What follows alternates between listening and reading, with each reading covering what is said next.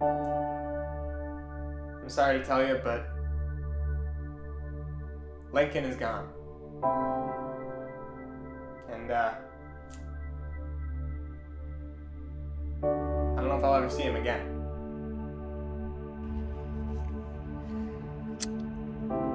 Sitting here. Last time. Damn.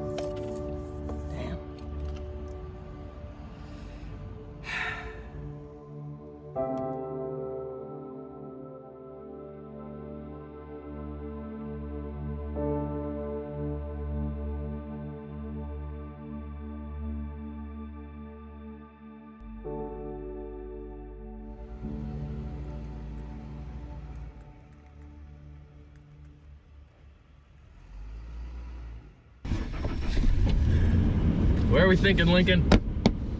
So there I was. I just graduated college, coming out of the winter into spring, and I'm thinking, all right, I gotta make the right decision as an adult here. Let's buy a van. So springtime rolls around, I'm looking on Facebook Marketplace, find this great looking van. It's a Ford Econoline 2002 E-150, and I said, I gotta check that out. I bought him for $2,300. Steal of a deal. He just needed new brakes, needed this entire handicap system pulled out. A lot of work, for sure. But it turns out that the next year with him would be completely unforgettable. We are cooking! We were heading back from Yosemite. Burley Boys trip. This is the first annual, actually. Burley Boys road trip. We were coming down the mountain, and Isaac was fairly new with driving it. He was good driving it, but in the mountains was kind of a different creature because we didn't know we had to go in manual and use a lower gear to go down the hill. So every time we go down the mountain, Isaac is just mashing on the brakes. All of a sudden, me and Ayla are sitting in the back seat. You smell that? Yeah. What is it? It smells like a bonfire. What the hell? We look back through the back window, and there's just a billow of white smoke coming out. Whoa. And so Isaac and Bob, we alert them in the front seat, and we pull off, and we get out, and there's smoke coming from the back of the wheels nonstop. We had to sit there for, I don't know, probably an hour, and then the California Fire Department pulls up and says, yep, no big deal. But we thought we were going to die. We thought maybe the brakes were going to give out and we'd crash into the bottom, heaping blaze of glory. But we made it. He made it. Mm-hmm. Think you're funny, huh? He was incredibly reliable. I will say that. Right off of the bat, I will always say that. He always got us to the destination safely.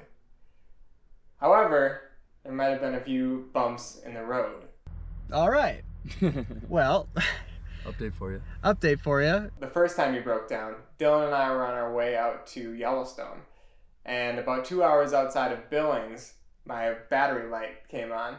The lights started dimming on the dash. The headlights started going. All electricity in the van in Lincoln was dwindling. 2 hours of slowly dimming. We roll into Billings, and I'm not even kidding. Not even kidding. Lincoln dies outside of a mechanic shop. literally, the car shut off right outside the mechanic. It was spectacular. Honestly, I couldn't even write it any better. Like, he came out of the gate swinging, dude. But he came clutch too. Like, he got the job done. It was kind of like he got to the finish line and then fell over. Best case scenario for power going out. So that was his first temper tantrum. But the bigger one was not even his fault.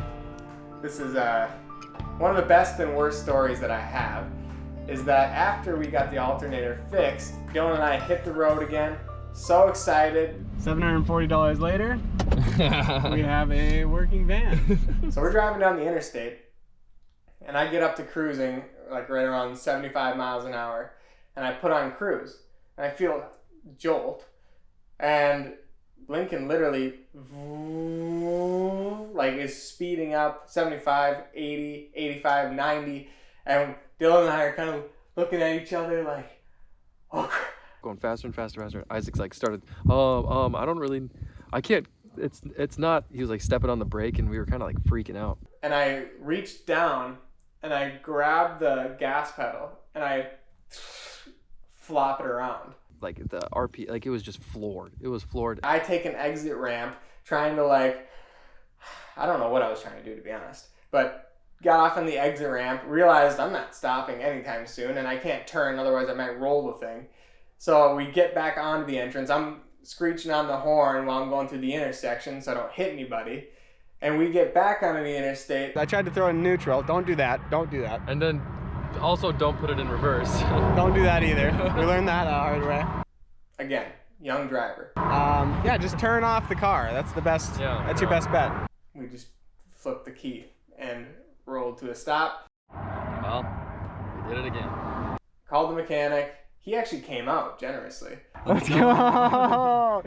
Came out, checked it out, opened the hood, digging through it, and he actually found a piece of metal that when they were swapping out the alternator had gone into the air intake. 1 in a million shot went all the way down into the throttle. So when I had the throttle pinned all the way open, hitting cruise, this piece of metal got caught in there and it had it stuck on full throttle rolling down the freeway. And he pulled it out. We're back, baby. Let's go. Let's go. We're back. Let's go. On the road. See those mountains over there? That's where we're heading. So it was a good thing that we figured out how to fix that quick, but that wasn't even his fault. That was the mechanic's fault. But still, shout out to the mechanic, even though he almost killed us. Oh, is this live? This is live in the studio. Woo! Yay! Woo! We're going to Montana. Well, close. Where are we going? We had a Utah trip planned, 3 national parks, a lot of driving, hours and hours of driving, and we get to Isaac's apartment, we get in Lincoln, and we're like, all right, let's just top off on gas, grab some Slim Jims, grab some Jerky Chew, and get ready to go on the road. We fill up gas, probably 1/8 of a tank. Next thing you know, nothing. Not ideal. Not ideal at all. Made it to the gas station. It's alright. At least we're not in the middle of nowhere. Approximately how far had we made it to that point? Almost a quarter mile. It was not very far. Great news, it was a dead battery. Completely shot. Isaac had known that the battery was potentially going to go. Quick inspection before hitting the road. Okay, well, it's looking rough, but it's testing at the normal level. Then we called a tow truck about a quarter mile from Isaac's apartment and got it towed to the nearest Jiffy Lube. And that's where we got the news. 481 for the new battery and terminals. And I was like, Isaac, there's no way we're paying $480. We're gonna go to O'Reilly's, pick up a battery, and do it right in their parking lot. And that's what we ended up doing. Oh, not bad for 2002. Oh. This thing is just nasty. Everything was corroded, disgusting. So it was a good, hour and a half. Eventually got the thing out of there and then put the new battery in.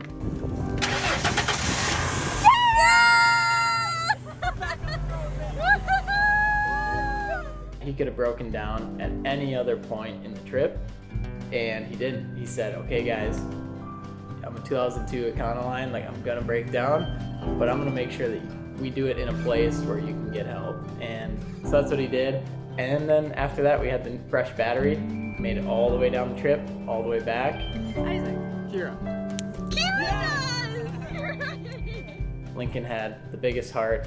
He was falling apart all around him, battery included, but he always had a really, really big heart.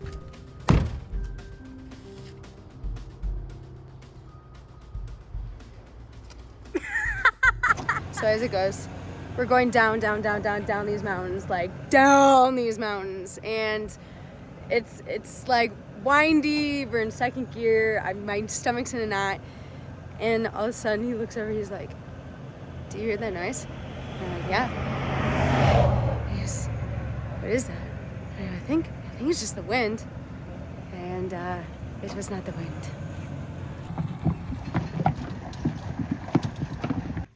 Did you hurt your foot, buddy? He ran into quite a few issues, no doubt. We had the alternator go out, we had a blown tire in Death Valley. Yeah. But, unfortunately, our trip to Yosemite would be his last time breaking down with me. We were driving back from Yosemite, 14-hour day. Long day for a 2002 Ford Econoline. And as we're going, Kira and I start hearing a whirring in the engine. Not sure what's going on, but we're only 2 hours out of Phoenix and it's 11 o'clock at night, so we decided to just kind of forget about it a little bit and push through. But it started getting worse. I think the alternator went out. And then all of a sudden, snap! Everything goes out. Battery indicator light on, check engine light, low tire pressure, everything just like implodes on the dash, and power steering goes out. I have to force him off to the side of the road, and we get off to the side of the road and then shut the car off, and smoke started coming out of the engine. Not good. No idea what was going on. We popped the hood, checked under there, and I could see that the main belt, the serpentine belt, was not attached. The fun side of this is that we sat on the side of the freeway and played guitar and sang for like 4 hours until AAA finally came and saved us.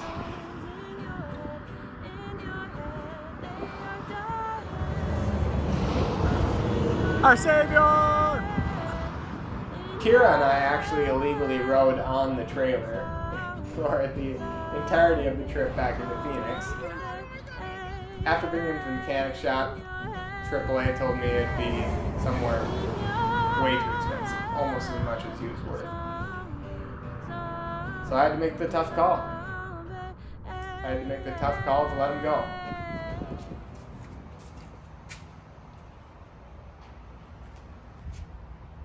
The day has come. I gotta take the stickers off the van to sell it. I use van because I don't want to use his name. I'm trying to separate myself. Not very many people know this, but Lincoln got his name because his first trip was to Lincoln, Nebraska. It was for a job. It was to film Tim Megabratton, off-duty chief, and Isaac and I pulled into this campground. It was pretty empty. It was early spring, and that was it. I knew this was the start of an incredible journey and the materialization of an idea, of a lifestyle that is only getting started. How's it feel back there? I feel like the king of the world. Don't feel like you don't have to buckle up now, because you do. He brought me closer with a lot of people in a way. Working on it with my dad, traveling with my friends, traveling with Kira, traveling with other people. He brought people together. Taking the van on a road trip in a setting like that with 4 dudes was unbelievable. That is a hotel. Oh, Lincoln, not all over the girls.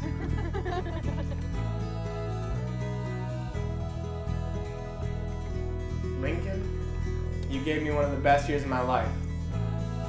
And you taught me more than really anything has yet. If it weren't for Lincoln, I don't know that Ike's Hikes would be what it is today.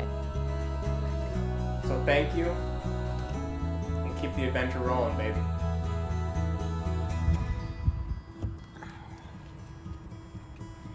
There you have it. If I could ask him one more question. If I could, because I felt like me and Lincoln talked quite a bit.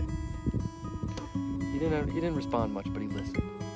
He listened.